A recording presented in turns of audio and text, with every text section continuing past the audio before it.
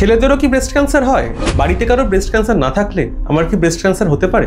Innerwear অর্থাৎ bra পরলে কি ব্রেস্ট ক্যান্সার হতে পারে?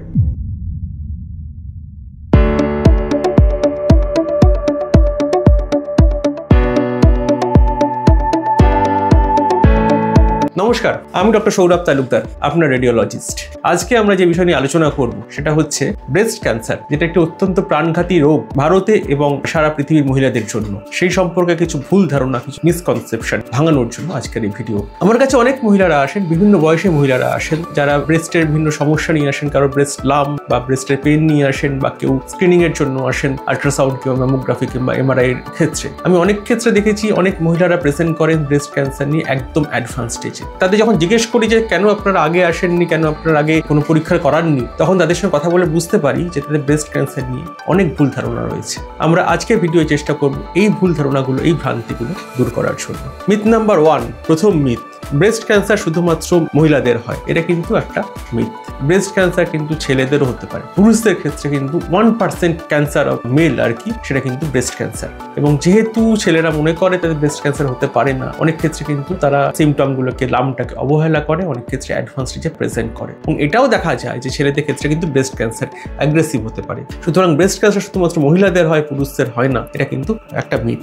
এটা কিন্তু সত্যি নয়। মিথ নাম্বার 2, যেটা সেকেন্ড মিথ, সেটা হচ্ছে ব্রেস্ট ক্যান্সার শুধুমাত্র বয়স্ক মহিলাদের ক্ষেত্রে হয়, অল্প বয়সী মহিলাদের ক্ষেত্রে হয় না। এটা কিন্তু একটি মিথ। কারণ হচ্ছে যে হ্যাঁ, ডেফিনেটলি ব্রেস্ট ক্যান্সারের ইনসিডেন্স অনেক বাড়ে বয়সের সঙ্গে সঙ্গে। 40-এর নিচের মহিলাদেরও কিন্তু ব্রেস্ট ক্যান্সার হয় এবং সেই ইনসিডেন্স কিন্তু ধীরে ধীরে বাড়ছে। এবং যেটা দেখা যায় যে অধিকাংশ ক্ষেত্রে বয়স্ক মহিলাদের থেকে অল্প বয়সী মহিলাদের যদি ব্রেস্ট ক্যান্সার হয়, সেটা অনেক দেরি করে প্রেজেন্ট করে, কারণ তারা তার সিমটমসগুলোকে অবহেলা করে। তারা ভাবে যে অল্প বয়সে ব্রেস্ট ক্যান্সার হতে পারে না। অনেক ক্ষেত্রে জেনোটাইপিক্যালি ব্রেস্ট ক্যান্সারগুলো কিন্তু অ্যাগ্রেসিভ হয়। অনেক ক্ষেত্রে ট্রিপল নেগেটিভ ব্রেস্ট ক্যান্সার হয়, এটাকে আমরা TNBC বলি, বা HER2 পজিটিভ ব্রেস্ট ক্যান্সার হয়, যেগুলো কিন্তু মরফোলজিক্যালি অনেক বেশি অ্যাগ্রেসিভ। সুতরাং ব্রেস্ট ক্যান্সার শুধুমাত্র বয়স্ক মহিলাদের হয়, অল্প বয়সী মহিলাদের হয় না। এটা কিন্তু একটা মিথ।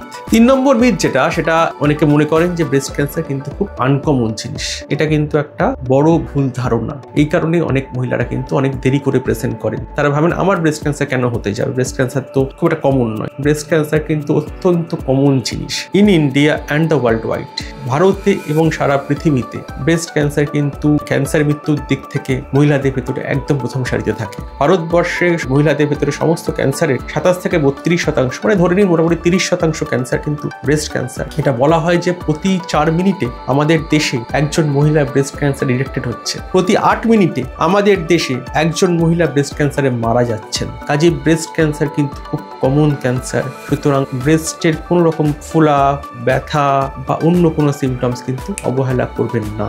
মিথ নাম্বার 4, অনেকে মনে করেন যে বাড়িতে কারো ব্রেস্ট ক্যান্সার না থাকলে তার ব্রেস্ট ক্যান্সার হওয়ার সম্ভাবনা নেই। এটা কিন্তু সম্পূর্ণ ভ্রান্ত ধারণা। 90 থেকে 95% ক্ষেত্রে ব্রেস্ট ক্যান্সার স্পোরাডিক্যালি হয়, অর্থাৎ সেই ক্ষেত্রে কোনো জেনেটিক কম্পোনেন্ট থাকে না, বা সেই ক্ষেত্রে কোনো হেরিডিটারি কম্পোনেন্ট, জেনেটিক কথাটা সঠিক নয়, সেই ক্ষেত্রে কোনো হেরিডিটারি কম্পোনেন্ট থাকে না। শুধুমাত্র 5 থেকে 10% ক্ষেত্রে কিন্তু হেরিডিটারি কম্পোনেন্ট থাকে, যেখানে মূলত BRCA1, BRCA2 এই মিউটেশনগুলো থাকে ফ্যামিলিয়ালি, যে ক্ষেত্রে বাড়িতে কারো ব্রেস্ট ক্যান্সার থাকে এবং তারপরে জেনারেশনের ব্রেস্ট ক্যান্সার হতে পারে। আপনারা নিশ্চয়ই অ্যাঞ্জেলিনা জোলির কথা শুনেছেন, যে তিনি নিজের ব্রেস্ট কেটে বাদ দিয়েছিলেন, একটা ম্যাস্টেক্টমি করেছিলেন। তার ফ্যামিলি হিস্ট্রিতে এই BRCA মিউটেশন ছিল। এই ঘটনাটা কিন্তু কম। বেশিরভাগ ক্ষেত্রে 90 থেকে 95% ক্ষেত্রে ব্রেস্ট ক্যান্সার কিন্তু স্পোরাডিক মিউটেশনের জন্য হয়, অর্থাৎ আপনার বাড়িতে আপনার মা, বোন, দিদার কোনো রকম কোনো ব্রেস্ট ক্যান্সার হিস্ট্রি না থাকলেও কিন্তু আপনার ব্রেস্ট ক্যান্সার হতে পারে।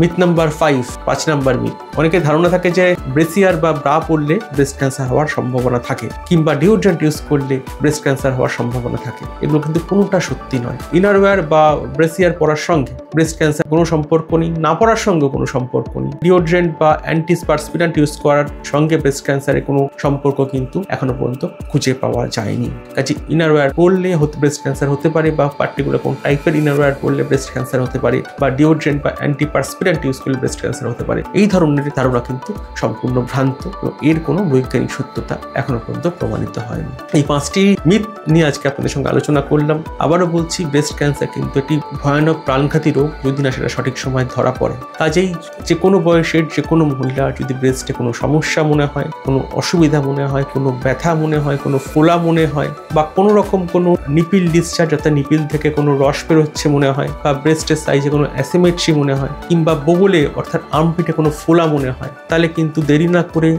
চিকিৎসকের পরামর্শ করা উচিত। উপযুক্ত এবং ভালো রেডিওলজিস্টের কাছে, দক্ষ রেডিওলজিস্টের কাছে কিন্তু ব্রেস্টের আল্ট্রাসাউন্ড এবং প্রয়োজন হলে ম্যামোগ্রাফি, MRI এই ধরনের পরীক্ষা নিরীক্ষাগুলো করা উচিত। সতর্ক থাকুন, ভালো থাকুন, নমস্কার।